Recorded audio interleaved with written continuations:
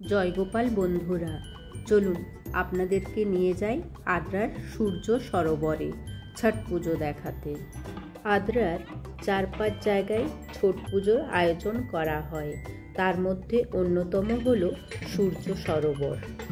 রাস্তার দুপাশে কত দোকান বসিয়েছে দেখুন, চুড়ি, ফটকা, বাচ্চাদের খেলনা, বেলুন, ফাস্টফুডের দোকান, অনেক কিছুই পাওয়া যায়। শুধুমাত্র যে যারা ছট পুজো করে তারাই আসে তা নয়, আমাদের মতো বহু হাজার হাজার দর্শনার্থী আসে এই পুজো দেখতে, সূর্য ভগবানকে প্রণাম করতে। আপনাদেরকে ঘাটগুলো একবার দেখিয়ে দিই, কি সুন্দর করে প্রত্যেকটা ঘাট সাজিয়েছে দেখুন। 3 দিন ধরে এই ছট পুজো চলে।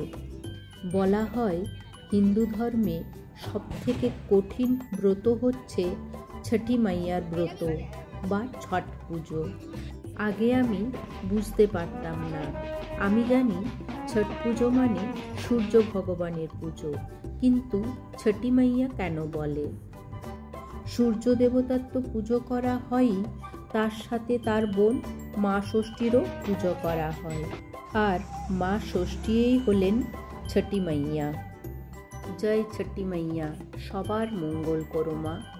স্বামী, সন্তান ও পরিবারের মঙ্গলের জন্য ব্রতীরা 36 ঘন্টা নির্জলা উপবাস করে এই পুজো করেন।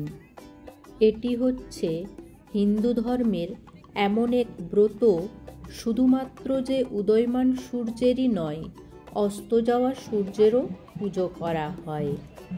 কাল ভোরে ব্রতীরা উদয়মান সূর্যের পুজো করবে।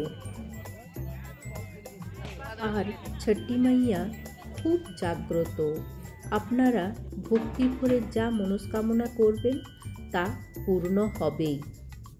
এই যে এই ঘাটে সূর্য ভগবানের প্রতিমা বানিয়েছে দেখুন আপনারা। আজ এখানেই শেষ করছি বন্ধুরা, সকলে খুব ভালো থাকবেন, সুস্থ থাকবেন। পরের একটা ব্লগে আবার আপনাদের সঙ্গে দেখা হবে।